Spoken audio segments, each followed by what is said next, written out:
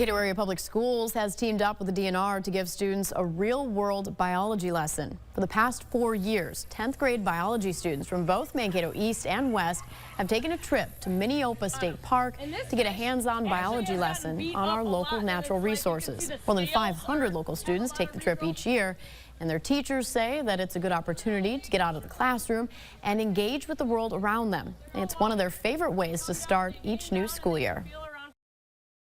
It has brought the kids to a place that maybe they would never have come to, even though it's right here in our backyard, and we're discussing things that are pertinent to life here in Minnesota and really right around the corner.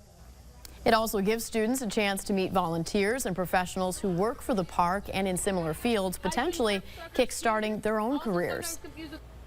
This is just a great example of applied learning, hands-on, something that you're not going to get on your Chromebook sitting in a classroom. And it also just gives you a chance to meet some dedicated professionals too, working in natural resources.